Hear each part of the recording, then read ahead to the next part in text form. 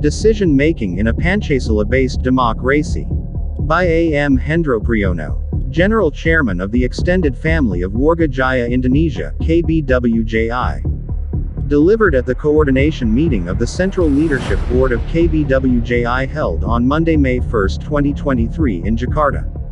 A Pancasila-based democracy is not a dictatorial communist democracy, nor a capitalistic liberal democracy, but is also not a democracy which is neither here nor there.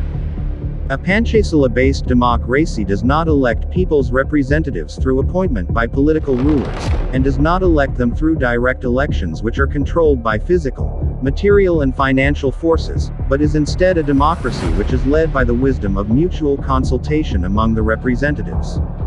Representatives of the Indonesian people use this mutual consultation to reach a consensus, which if not reached does not turn to communist authoritarianism or liberal voting. The escapist practice which has been in effect for some time has no value in praxis, as it has deviated from basic values. The 1945 Constitution, which has been reformed 4 times in 2002, until now does not contain any instrumental means which can be used if a consensus is not reached. A Pancasila-based democracy mandates that if mutual consultation does not reach a consensus, then a decision is made by the head of state, in order to preserve Indonesian unity, which is the essence of point 3 of the Pancasila. The basis of the decree of the head of state is his authority as the head of state, president, the head of government, and the highest authority of the Indonesian National Armed Forces, as was seen on July 5, 1959 in the decree of the President of Indonesia to return to the 1945 Constitution. In this emergency situation, the President then formed an extra-parliamentary, Zakon, cabinet of experts. Such a move did not deny the existence of political parties.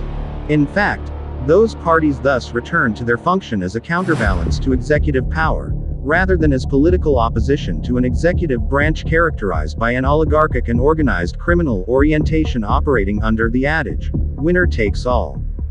The historical lesson that needs to be taken from this practical measure was that in the face of the threat of authoritarianism, this step was taken for the sake of national unity, and was immediately followed by the resignation of the head of state of the Republic of Indonesia.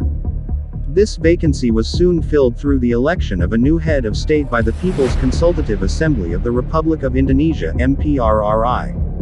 Ironically, the 2002 amendments actually neutralized the MPR's function as the highest state institution, thus preventing the Pancasila from achieving its value in praxis.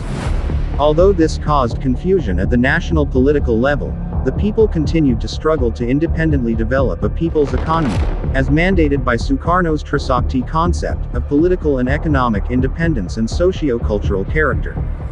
Economic independence here is a people's economy that takes the form of cooperatives, which is the distilled essence of the Pancasila as seen in the concept of Ekasila, namely to work through mutual assistance to develop and improve micro, small and medium-sized enterprises or MSMEs.